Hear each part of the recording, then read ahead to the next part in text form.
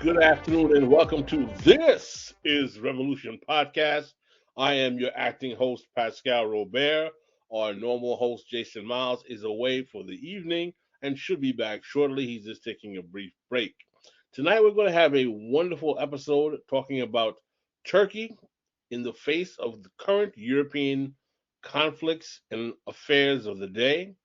We have our regular co-host with us. Well, regular man about town, I should say, not a regular co-host, but he comes in when he can. Is going to be partaking not only because this is kind of his wheelhouse of expertise, but he has some cultural affinity to the subject matter. Of course, I'm talking about none other than our own Mean Gene Bajlan. Hello, Pascal. It's good to be with you, and it's so strange not to have the applause soundboard. Uh, I know. We're going to try to be pithy and comedic in order to compensate for that. Unable to have the soundboard that is so important. Gene, I want to tell you that I'm looking forward to tonight's show because I know that you put it together because politically and intellectually speaking, the Muslim world is definitely in your wheelhouse as your academic specialty in Middle Eastern studies. For those who do not know, Gene is a professor of Middle Eastern studies at Missouri State University. If I'm correct, Gene, in yep, Missouri State Missouri. University. And but for those who do not know, Gene is of Kurdish background.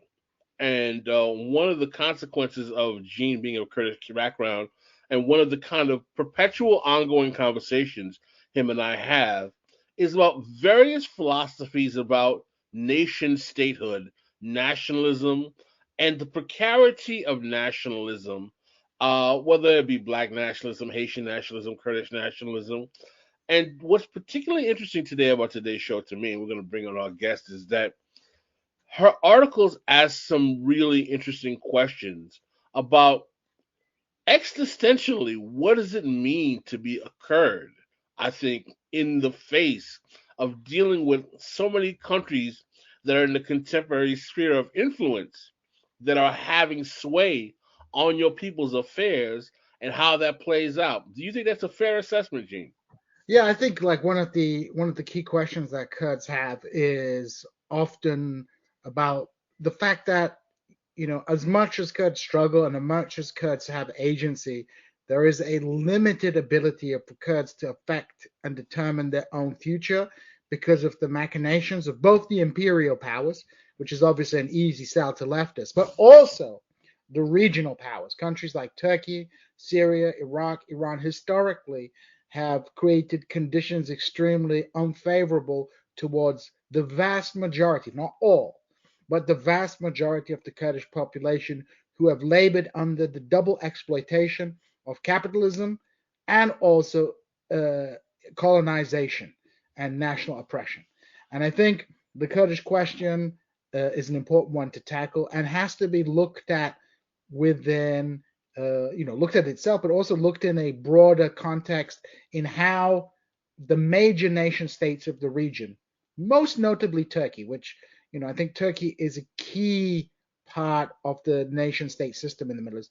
How that country, with its enormous military, with its significant economic power, and its very important geopolitical position, how that country leverages that position in order to basically extract concessions from the West, and also the way that the West uses Turkey as a kind of gendarme or policeman of the Middle East, despite the superficial anti-imperialism that we often hear from people talking about regimes in the Middle East. As we know, many of these Middle Eastern dictators they came to power with the explicit blessing of the United States. People like Saddam Hussein, where the CIA literally gave him the hit lists. In countries like Turkey, for as much as Erdogan, likes to play the anti-Israel, anti-American card, came to power with the blessing of the United States.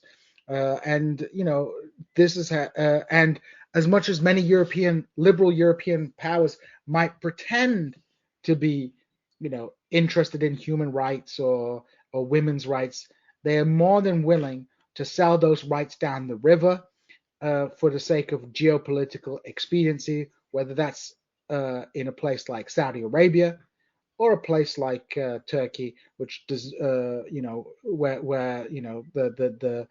the interests of Europe and their discourse has a huge disconnect. And that's why I wanted to talk to Dastan today, because she's an expert on Germany, which we don't look at Germany as much as we look at the United States. Absolutely, absolutely. So let's get directly to our point of introducing our guest. Today, our guest is Dastan Jasim, who is a research fellow at the GIGA Institute for Middle East Studies, a doctoral student at the Friedrich Alexander University in Erlangen, Nuremberg, and a member of the GIGA doctoral program. He is also a non-resident fellow at the Kurdish Peace Institute in Washington, D.C. Let us welcome Dastan Jasim. Welcome. Hey, thanks for having me. Hi. It's a real pleasure to have you on the show. So we have a number of topics that we want to tackle today. And of course, Syria and Turkey have been in the news. So I think I'll pass it over to Pascal, who's going to ask some questions about the current contemporary situation that is not getting as much play in the Western media, but perhaps should be because it's quite significant. Yes, that's not currently. There's been some rumblings about Erdogan, who is the current leader of Turkey, making some barking, if you will, in the area of Syria in terms of geostrategic, perhaps rumblings in that area that some have been noticing in the current moment.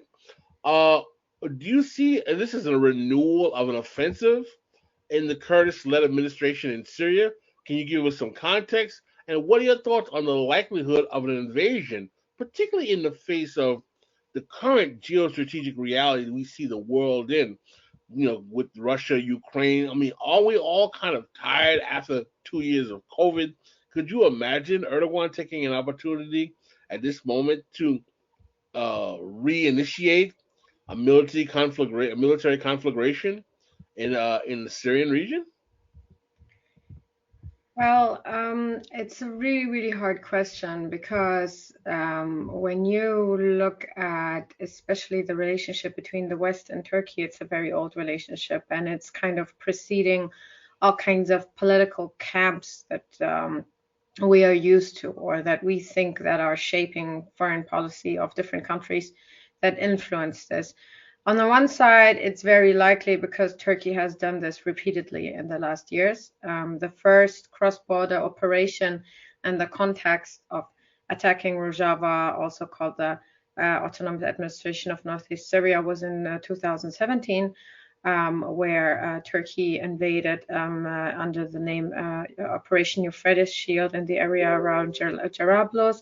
After that, they did the same thing in 2018 in the area of Afrin, which is a majority Kurdish area, and where basically ethnic cleansing has been happening. And the same thing has happened in 2019 under the Operation Peace Spring between Serikani and Grespi. So all of these operations have been happening the whole time and they have been allowed repeatedly. But on the other side, the situation has changed a little bit because on the one side, we have a different administration. We have the Biden administration before with the Trump administration. Not that they were there is like a big change in the foundational basis of the Turkey policy of America. But on the other side, it's like, while Donald Trump was, willing to let Turkey go with a lot of things, partly also because of his personal interest, personal business interest. Joe Biden is known for having more of a keep the Middle East calm and steady kind of approach. It's not like he wants to change big things. It's not like he wants to bring revolutionary change or whatever, but he is focused very much on Russia and also, of course, on issues regarding China, that he does not really want stuff to be stirred up in Syria. And also, since there is an ongoing mandate of the United States, especially in context with, the war against ISIS, and also the prison escape that we have seen in January of hundreds of ISIS detainees, and that was a very dangerous situation, has made it clear for the U.S. as a partner on the ground of the Kurdish forces that they might not want to have this. So the big question is not what will happen, but how something will happen, how Turkey will do something that will be given green light from the US while not destroying US interests at this So let point. me ask you a question, Dastan. From your understanding, is there a differentiation between how the Republicans or the Democrats allow the Turks in Syria to deal with the Kurdish question? Well, the thing is, there is not necessarily, a normative difference in some sorts, or there is no difference in the sense of, um, you know, I mean, obviously, one side liking the Kurds more than others. I mean, let's be honest, in some points regarding ISIS and regarding the role of Kurds, there are some Republicans that have more reasonable things to say than Democrats.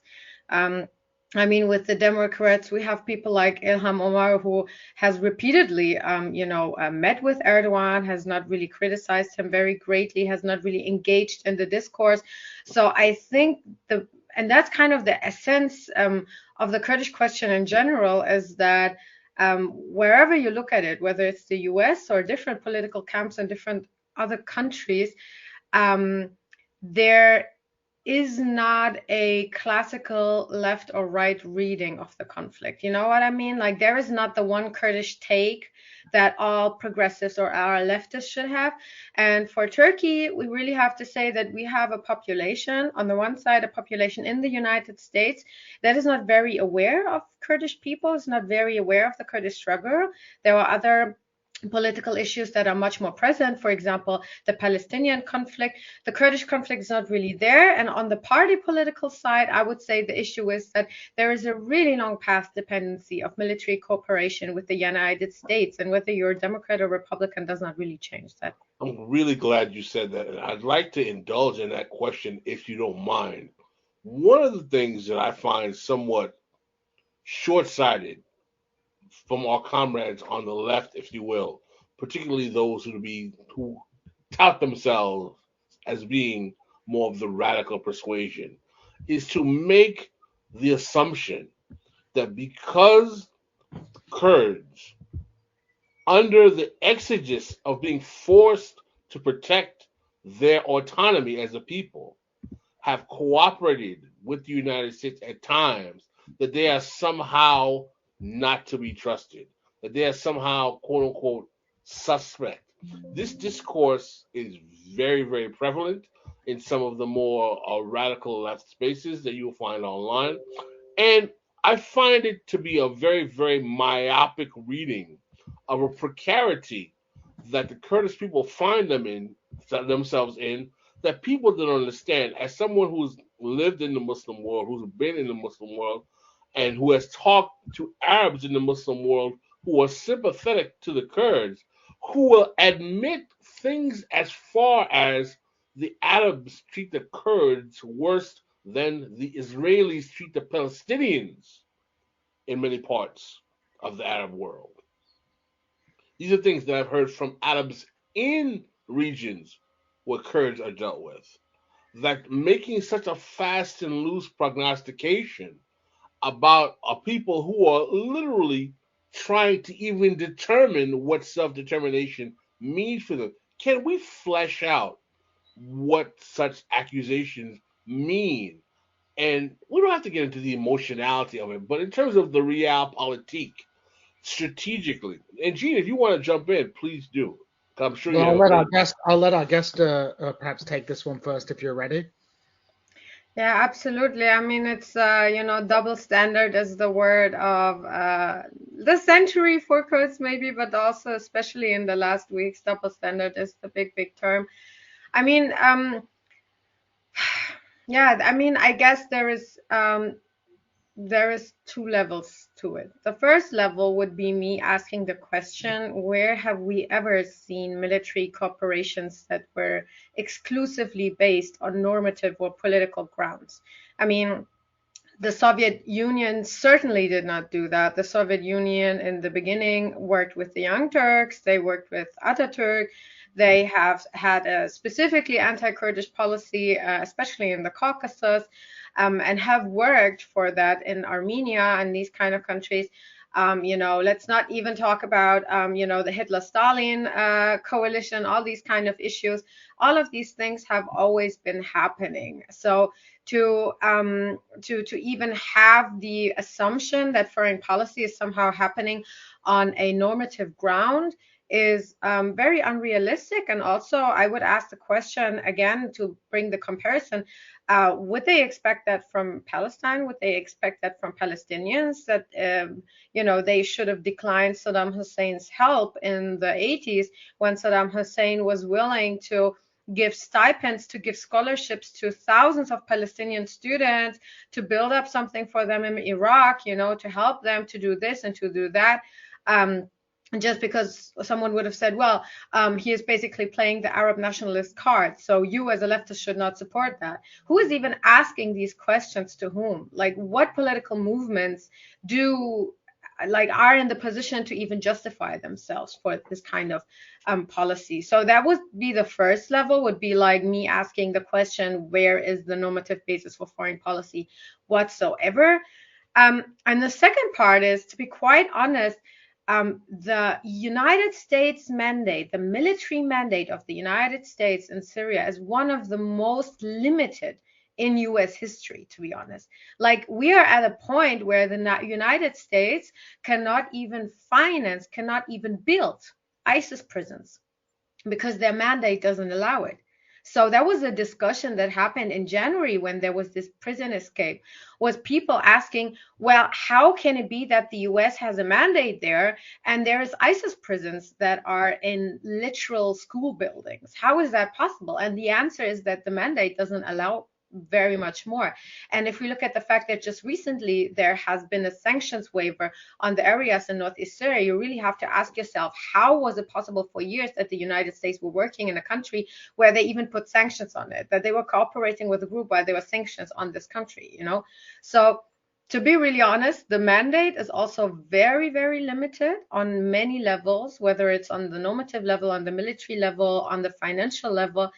And at the end of the day, it's a fight for survival. Let's put aside that there is a big bigotry, that one political side can apparently be working with literal Islamists and get away with it, while Kurdish people that face extinction have to somehow, separate between good and bad allies. It's a war for survival.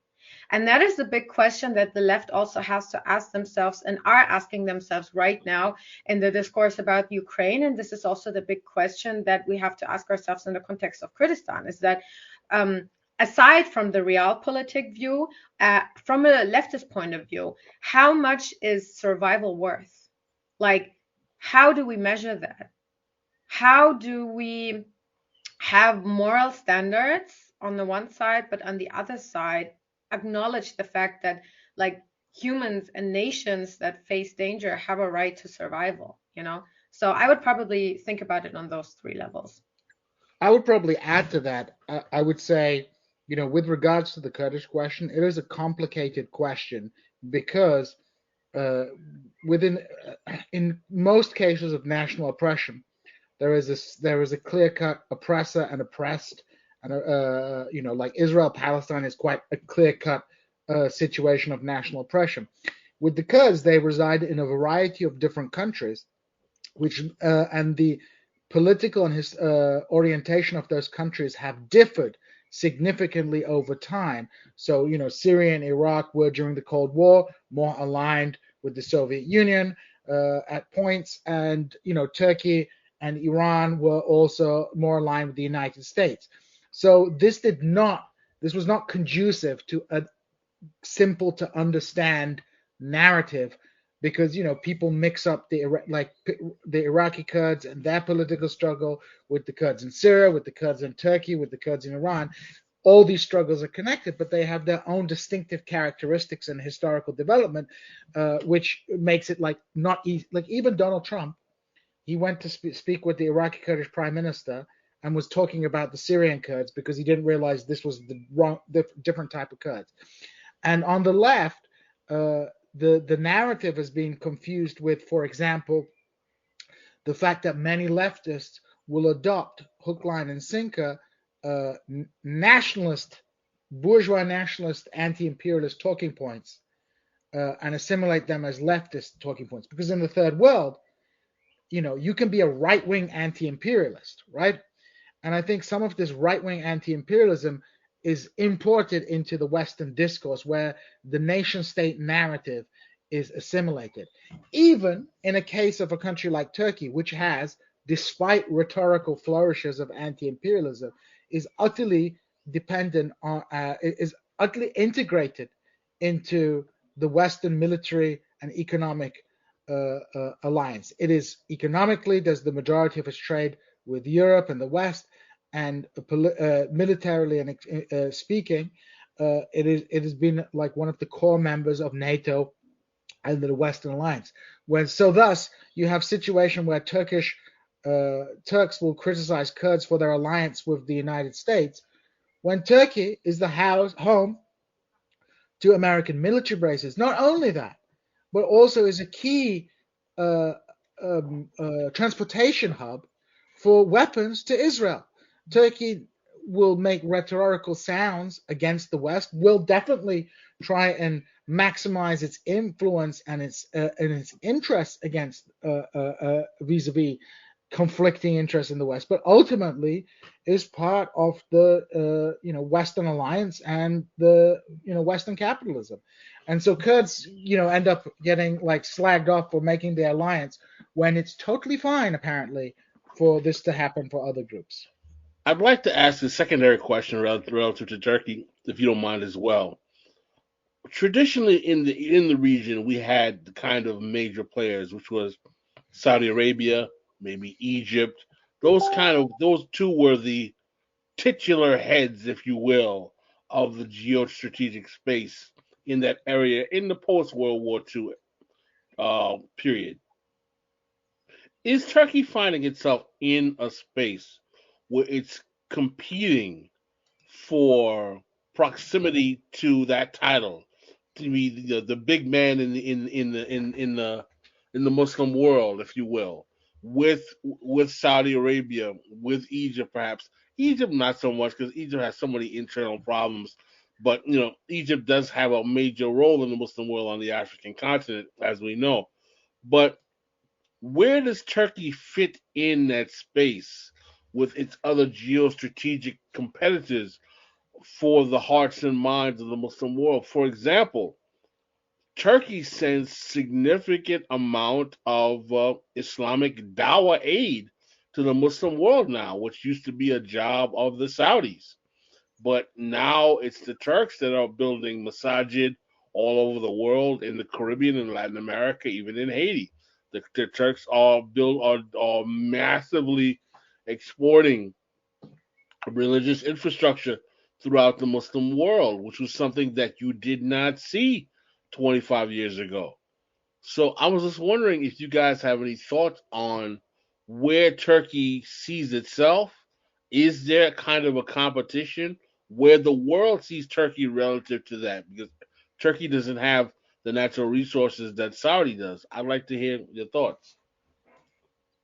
Well, I mean, the thing is, and this is to add to the discussion also on why some of the left do not understand these kind of developments.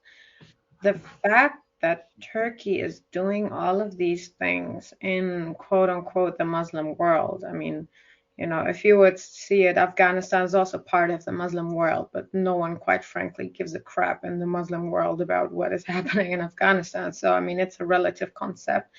But, what they're doing is that they're doing this under different pretenses. It's very important to understand the foreign policy approach of Turkey.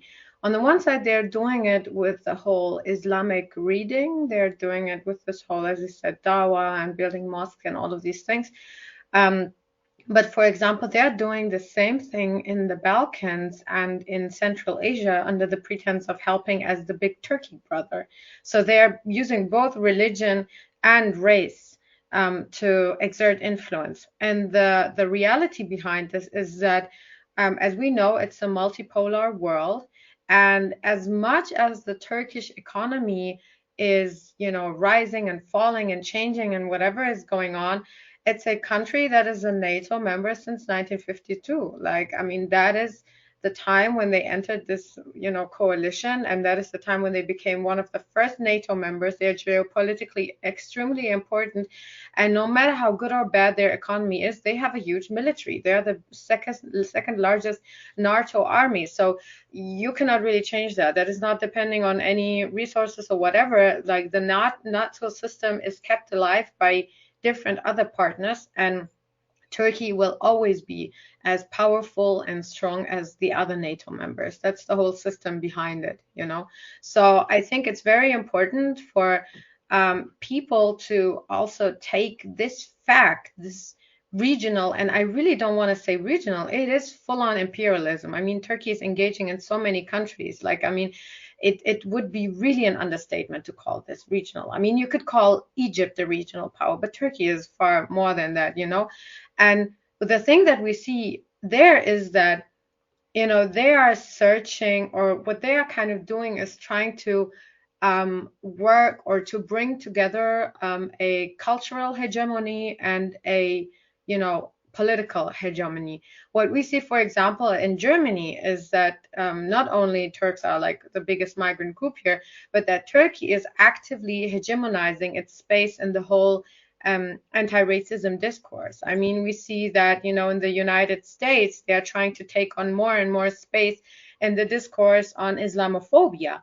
The whole term Islamophobia, if you look it up, so many important publications are coming from this background, are coming from a specific Turkish background, coming from people that are working in this context. So I think what this should teach us is that as leftist people, we should highly reconsider whether we want to racialize the term Muslim, because Islam at the end of the day is a religion, and a religion is at some point a political system. It's a political tool. It's something that people use to rule other people. It's not like any of the religions that we see nowadays. The big religions that are spread over different countries have been spread without war and without force of conversion. And that is the same thing that is happening right now. So what they're doing is that maybe on the one side, they are winning hearts of people, but on the other side, they are simply using their economic tools and simply using the symbolic tools that they have to exert pressure and to find their new space in this multipolar world. Because at the end of the day, Turkey knows that they have the leverage to go more into the eastern side. They know that the West cannot do anything without them, and that they want to, use the space that they have to keep up the contact with Russia, keep up things with China, and even at many points still keep up things with Iran, especially when it comes to the Kurdish questions. These two countries have repeatedly been able to work together. So the whole reading of, well, this group is marginalized because they are Muslim, or the Muslim world is like this because they're racialized, or this whole, Edward Said reading of the region, we see that Turkey is a prime example that is completely, falsifying these kind of claims. Well, let me add on to that before we pivot to specifically Germany. What I kind of wanted to add onto this was Turkey's ability to project its power. First of all, there is an economic basis to this. The rise of Turkish industry, particularly the rise of industry in Anatolia and light industries, created, an economic basis to project power. Turkey is looking for markets to sell its goods and products in, and also, can you inform us also what is the basis of Turkey's economic strength? What's the core? well, there's a lot of light Only look industry. into Iraqi Kurdistan and you will see what they produce. They used to produce textiles, but there's a lot of agricultural products, food products, white goods, fridges and construction. So they had like a quite dynamic industrial sector, and especially in the 80s with neoliberalization, they were able to benefit from the Iran-Iraq war, for example, to export goods to both sides. And in the 90s, there was it's not an accident that you have this big cultural movement, which begins in civil society with the Fethullah Gulen movement, but is taken over by the state later on, more like directly, in which, Turkish businessmen, they go to the former Soviet Union, they go to Africa, they go to places where European business people don't want to go, and they try and like make money and make business connections and things like that. So we have Turkey emerging as an economic power, combined with the fact that they live under the protective shield of NATO. Turkey has engaged in all kinds of foreign policy adventurism, not just Syria, Azerbaijan, Libya, all these places, East Iraq, Africa, very importantly. West Africa as well. These groups, but Turkey can do this because it is under the safe protection of the Western alliance. So it's benefited from its integration into Western capitalism, or at least elements of that society has. And it has benefited from being part of the Western military alliance because that allows it the leverage to do things that, for example, Russia will get pulled up for doing. Russia goes into the Georgia, goes into Donbass, goes into the Crimea, and people have people are apoplectic. Turkey has been doing this kind of thing in Syria, not just against the Kurds, but in Idlib province, to support some of the most reactionary elements of the Syrian opposition. And this is skirted over and ignored because Turkey has that leverage within the system. So Turkey's rise to power is Turkey certainly behaves at times, in contradiction to perhaps what the State Department or the American foreign policy establishment want them to do. But in a broad strategic sense, they remain a critical element in the Western alliance, and they use that obviously to extract those kind of concessions, not too dissimilar from Israel, which refused to sell Ukraine the Iron Dome, which maintains its relationships independently with China because Israel is an integrated part of the American military-industrial complex. They're important voting blocks. There are all kinds of political links.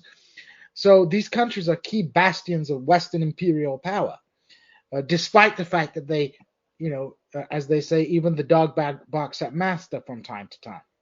So we have this situation where, and of course, they mobilize, as Dastan rightly said, epistemological, standpoint epistemology, Orientalism, which I think, is an ideology that is very easy to be used to, which is a right-wing, fundamentally right-wing ideology, which is that leads to cultural essentialism. They use that discourse to give a more intellectual veneer to their politics. So when you complain in Turkey, if you're a woman who complains about women's rights and domestic violence, you're accused of being westernized and being Orientalist, just because you're against the traditional Muslim family, as if there is something historically, as if Islam is not extremely diverse.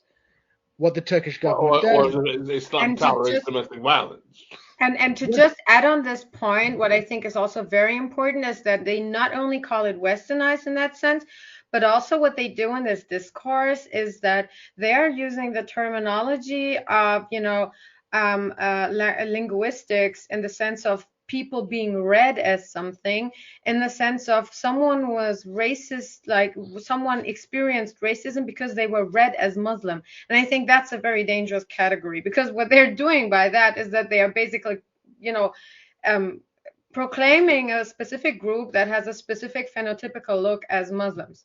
And that is very, very dangerous. And that is happening repeatedly. Like we see so many publications, especially in Europe, that come from this kind of background, that come from a Turkish kind of institutional background. And they, for example, categorize incidents of Islamophobia or anti-Muslim racism. But at the end of the day, if you look at the operationalization of this word, what they say is that basically they are assuming that people that are attacking, for example, someone like Jean or me in a racist way, that they did it because they are reading us as Muslim. And that is a very dangerous assumption, because at the end of the day, you are combining race and religion, and you're specifically doing that as someone that has a hegemonic role in this kind of discourse. And It's that is, not too yeah.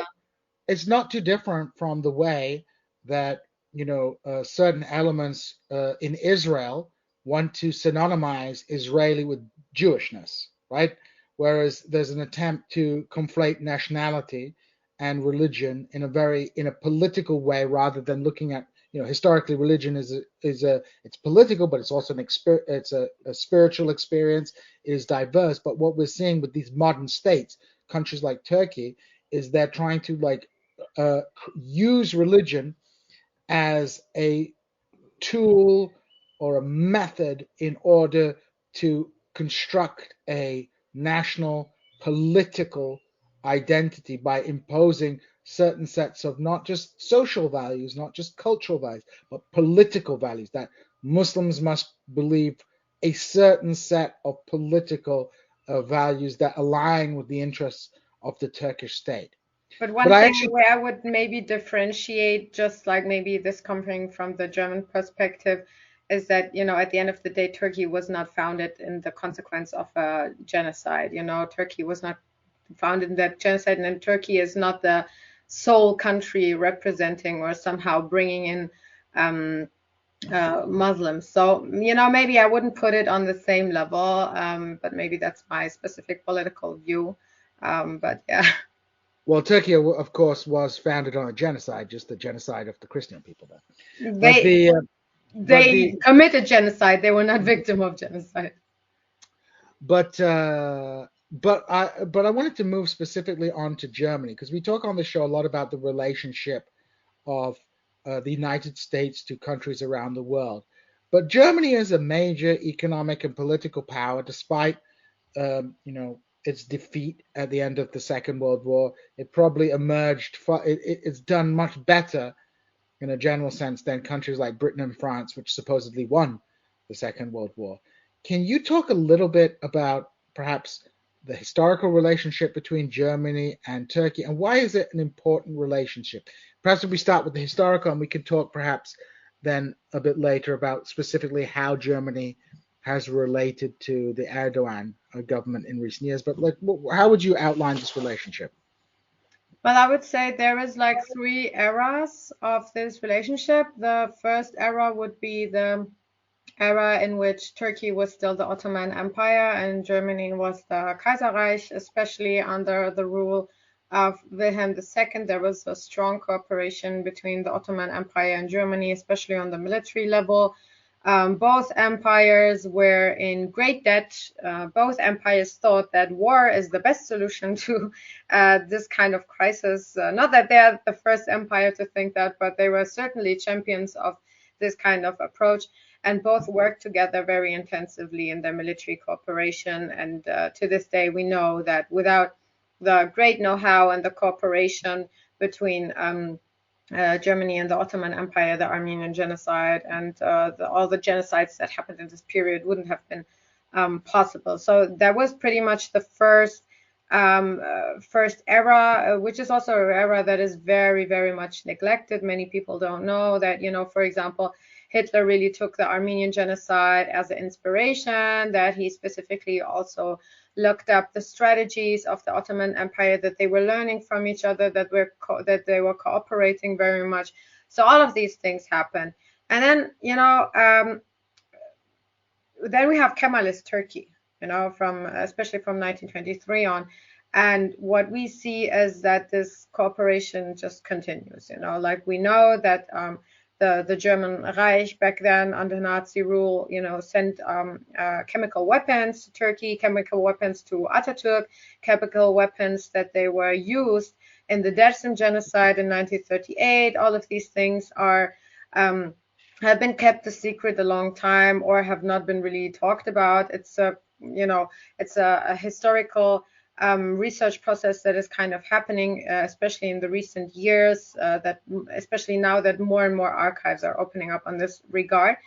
And in the Kemalist phase, we see that both countries, as you already said, are, first in kind of a crisis, obviously, especially after the Second War, after the global financial crisis, all these kind of issues.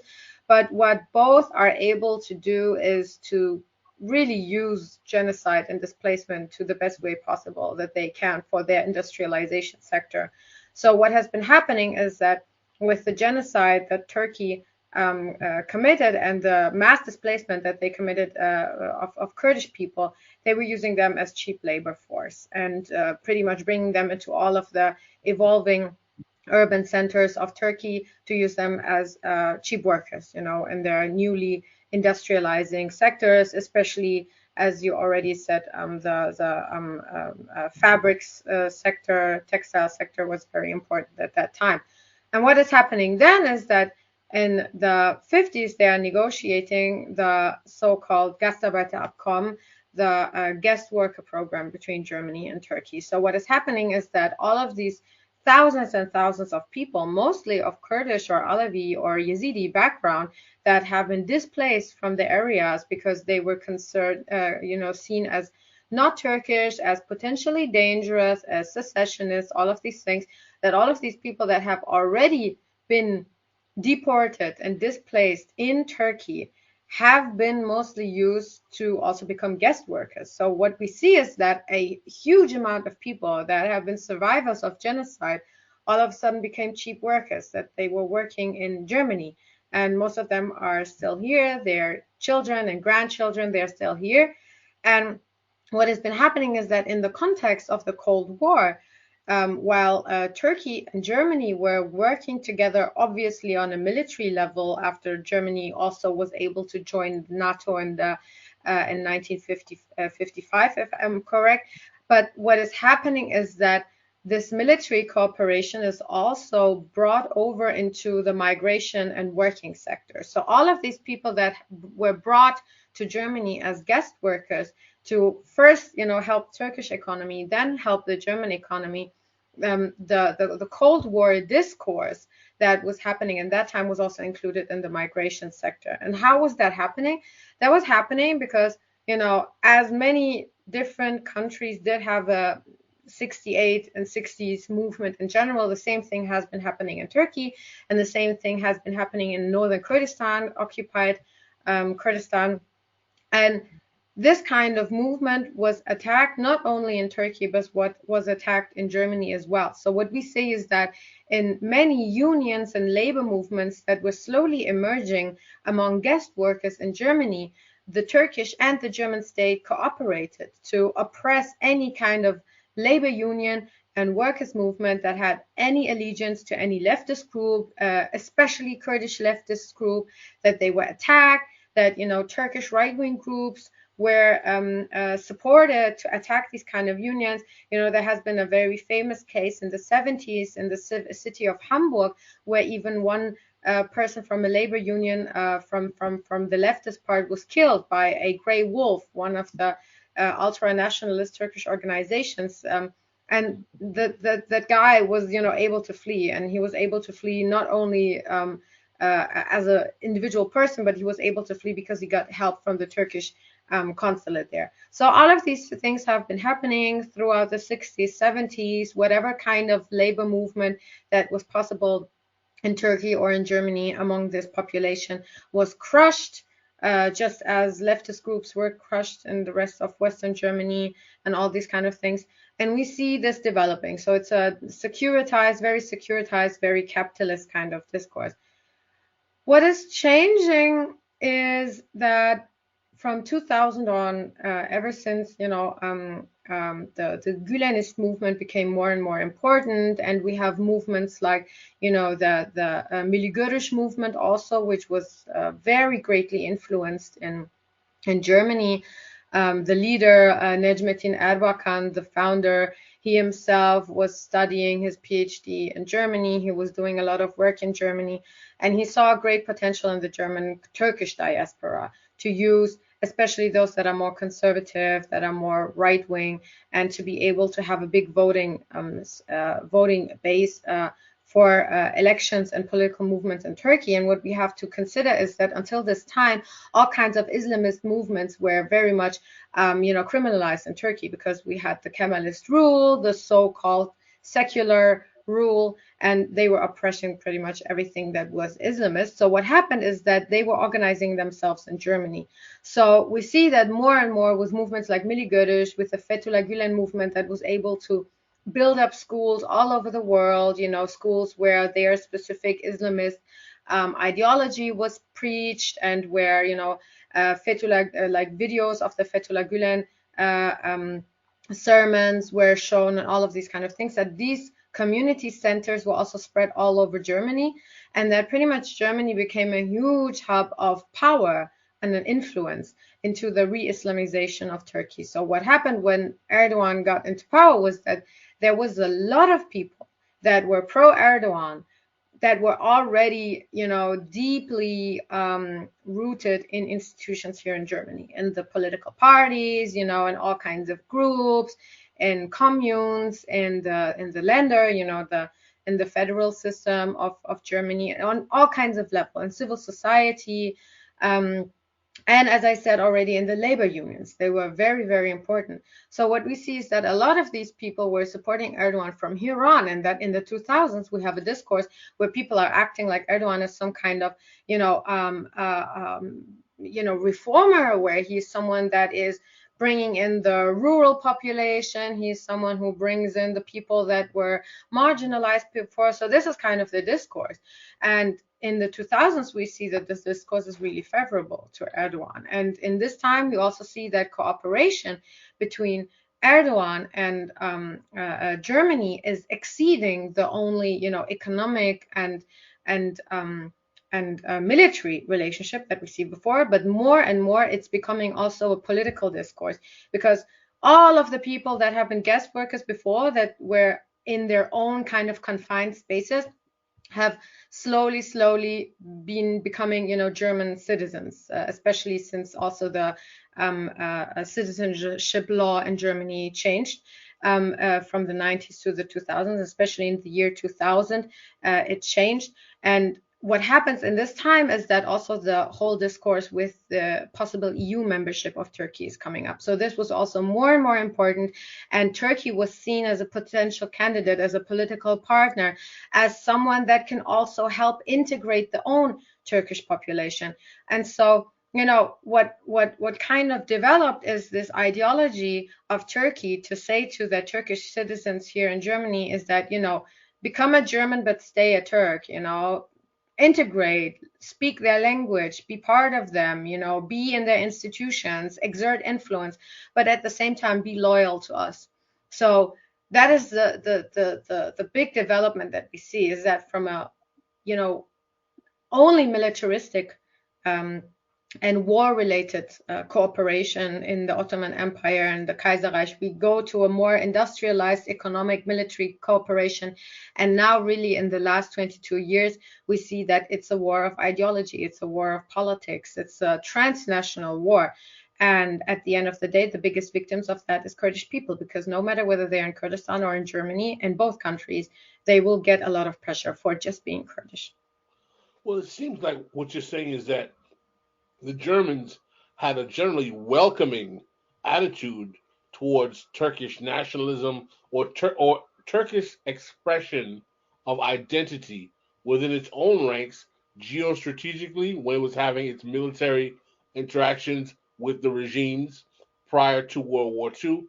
But also, it seemed like Germany became so comfortable with the development of Turkish identity within its own nation state that it allowed this form of Islamism to develop even within its secular homeland, that became the launching point, if you will, that basically gave rise to the Erdogan regime in Turkey to some extent.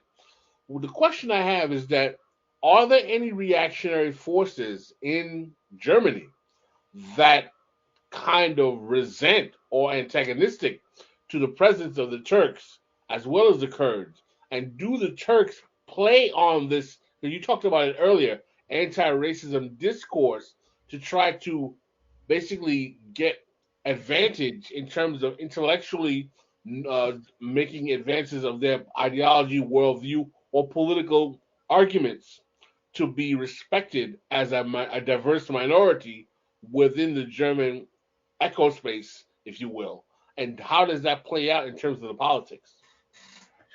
Well, I mean, I guess the topic of, let's say, the foreign policy of right-wing groups is a greater topic. I mean, we see this kind of dialectic in a lot of countries where, on the one side, they are sympathetic to other groups and national groups that have more of a similar worldview than them, which is precisely, racist, nationalist, right-wing, regressive, conservative, all of these things, that there is kind of a sympathy. And I mean, there have been repeatedly meetings, for example, and calls of solidarity between the NPD, which is like, one of the most right-wing parties in Germany, and the Grey Wolves, the Bozkurds, the right-wing group from Turkey. So these things on the ideological level are sometimes happening, but in the end of the day, obviously, Kurdish and Turkish people are both foreigners, and the right-wing sphere in Germany, which is still very, very strong, still to this day, we should not forget that the highest number of political violence and acts of criminal violence is happening by German right-wing groups, so they are against both groups. And then it's kind of the problem of the Kurdish community, because whenever they were trying to bring attention to their case, it's like, neither the establishment nor the right-wing groups nor anyone wants to see them stand up and protest, because the, let's say, establishment is like, these are the people that are trying to crush our political alliance with Turkey, so we don't want them. But the right-wing groups basically are like, well, this is brown people and brown people fighting each other on our, German clean streets. We don't want any of them, right? So this is kind of the space where this is happening. But at the end of the day, Turkey is using this very, very strongly. There is two examples for that. One example is the case of one famous case of a right-wing attack in the city of Solingen, where, many people were killed in a fire attack in a house. And there was one mother, which is very well known from this family, that was one of the sole survivors of this attack. But and I mean, it's the old lady, it's the old woman and these kind of things, and she's traumatized and everything. But, she is, for example, a very strong opponent of the acknowledgement of the Armenian genocide. So what has been happening in the discourse on acknowledging the Armenian genocide in Germany is that Turkish news outlets were going and having interviews with her, telling her, you, as someone who survived real racism and the genocide that Germans are doing against us, what do you say about the Armenian genocide? What do you think about that? Do you think that happened? And all these things. So that is one example where they were like really, really using this in media very much. A second example is the racist attack that happened in Hanau in February 2020. And what happened in that context is that, you have all of these victims. Some of them are Kurdish, some of them are Turkish, but the biggest first protest after this attack happened was pretty much filled with Turkish flags. The Turkish consul was invited, the Turkish ambassador was invited. The coffins of the Turkish victims were, wrapped in Turkish flags. It is a level of state nationalist symbolism that is completely crazy. And when Kurdish people were, talking up to that, and they were like, why is this happening? Like, why do we have this? Why do we enable this? How is anti-racism in Germany connected to supporting a racist regime in Turkey? The first reaction that they got is like, oh yeah, you're dividing us. We need to be united against racism, but you're dividing us. You're dividing us. You're dividing Turks and Kurds and whatever, while the ones that are actually dividing them are these nationalist groups that are using this for their own gain. And what we're seeing is that, you know, in the anti-racist discourse in Germany is getting harder and harder for Kurdish people, because these people from this lobby are taking up much more and more and more space. People from Turkish media, you know, you have TRT, you have Turkish state media that has outlets in German, in English, and all kinds of languages, and they're publishing all this kind of anti-racism, you know, wannabe social justice stuff, with which they get, you know, viral videos, viral retweets, all of this kind of stuff, but people don't really realize what this medium is. So I see that many people, you know, many liberal, progressive, you know, BPOC people in the West are sharing this kind of content because it's often catering to this kind of audience, but they are not really questioning who this is. Similarly with you know, outlets like AJ Plus, where many people don't know this is Al Jazeera. This is literally the channel of the country that has been hosting the Taliban first, you know. So that is definitely something that is happening, and many people are not comfortable talking about this. And I mean, we have also seen this in the context of the whole scandal with Ilham Omar there, where people were like, oh yeah, you're criticizing the one a black politician for doing this, you're criticizing her because you're racist and I don't know what, you don't want Muslims to work together. But it's like, no, it's criticizing her because she is giving symbolic space to Erdogan. She's not only supporting him in the material political sense that the rest of US establishment is, but she is doing it under a pretense of, we're working together as Muslims, we're working together as one cultural unity, and that is highly dangerous, and it's something we need to talk about. Do you think in the case of Ilhan Omar that she has fallen into the narrative about Erdogan that is very popular in Sunni Muslim spaces in the United States, that he's some type of an Ottomanist revival, if you will, under a certain kind of like Islamist kind of probity of the you know, a proper understanding of Islam? Because I can tell you, within my context, within the Muslim world, they look very favorably on Turkey and Erdogan. He is very much well liked. Absolutely, absolutely. And I mean, this whole imagery of, you know, the progressive yet conservative, united and colorful Ottoman Empire is a cultural image that has been proposed in the last 20 years so strongly on so many levels, whether it's music, whether it's even Turkish series. You know, there are so many Turkish telenovelas that specifically give this image of, you know, the exotic yet conservative Ottoman Empire and what royalty looked like back then. You know, you see this in the music industry. You have people like freaking Cardi B all of a sudden being like, oh my God, I'm watching this show and it's so crazy and I want to go to Turkey. I love this so much. You have freaking, like, you know, you have all of these also like these viral restaurants that have this whole, you know, Ottoman vibe. There's a real, like, you know, the Ottomans are hot now. They're so hot.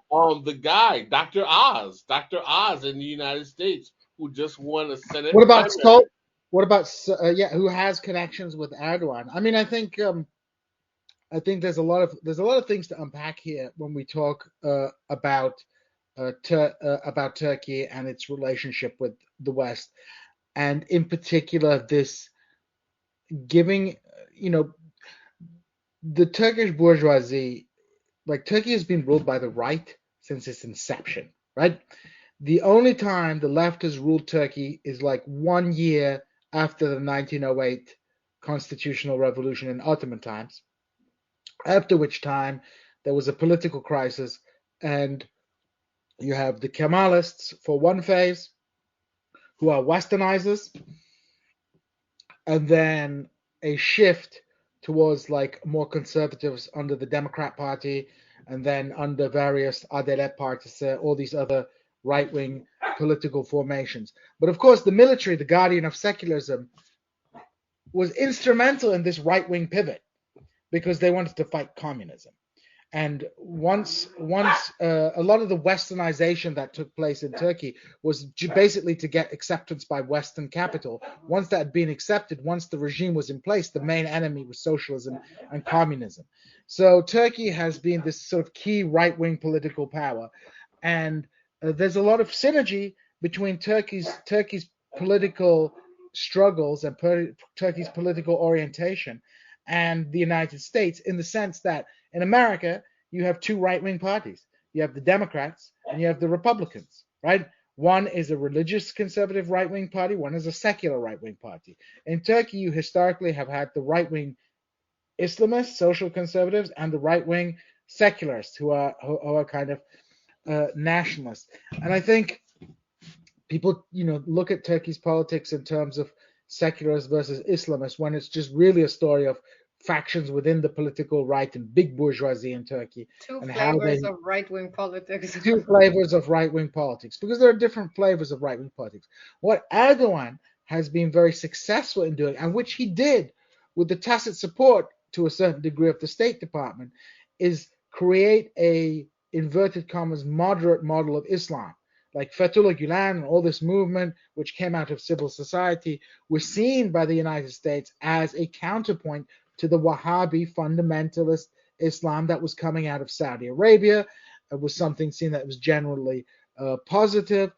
And, I think people looked at, even in Turkey, people were like totally caught off guard by Erdogan because he presented himself as a Islamic liberal, somebody who was going to bring about reform, but under the aegis of a conservative political party, giving voice, inverted commas, to the masses. And this gained him a lot of support in the United States. Obama was good friends with him. All these people were good friends with him. And the propaganda tool by Erdogan is like just relatively sophisticated, and it's successful. And people, and Istanbul is a nice place to live, right? People like it. People have a good holiday there. They hit the beach, And let's also be honest about, the same thing that we generally say about America, that it's a country full of people that are very detached from the rest of the world, that lack, foundational knowledge to understand some things that are beyond the scope of their state or their city. I'm sorry, but this is the same even if someone is not white. Let's be honest. Like, I have talked from the United States that are, on the paper BPOC, that you would consider part of this group, and they don't know jack shit about other movements. And I'm happy to see that there are groups like the Black Socialists in America that are really doing an amazing, fabulous job in combining, different real anti-colonial, real anti-imperialist groups, and not only sit down on the category of, what skin color someone has, because someone's skin color is also something that is materialistically constructed, is something that is in a specific relationship of exploitation, of capitalist exploitation. And I think this debate around Erdogan and why so many people are supporting him, especially, in the Black and brown community in the United States, should also, bring us to finally ask the questions: in what categories do we think leftist politics, and do we maybe want to reconsider some of the categories at this point and give them more of a, materialist and like real analytical foundation? Wonderful. Well, we've nearly hit our hour, so I want to thank Dastan for taking the time to come and talk to us. Come on again, Dastan. This was a really fascinating conversation. Thank you so much, and I would just like to take this opportunity to just dedicate everything that I said to someone that I lost 2 days ago. Her name was Linda Berisch, and she was a very close friend of mine. She was from Saxony, from Eastern Germany, was a child of the whole change, the unification of Germany, all of the oppression and stigmatization and the exploitation that people in Eastern Germany have gone through. And she was really one great internationalist friend that I understood her struggle and she understood my struggle. And I want to dedicate it to her and all of the real internationalists that You know, they don't need to be something to do something, and they don't need to look a specific way to be able to be a real revolutionary and to feel for other My people and to do condolences to something for you. I'm them. so very sorry Yeah, for your loss, and thank you so much for coming on and sharing your insights with us. We really appreciate you. I know you've been on our show before, but this is the first time that I've had the opportunity to interact with you, and I enjoyed it very much, and I hope you feel the same way. Thank you so much for having me. Thank you. well, then, as we say on This Is Revolution, we are out.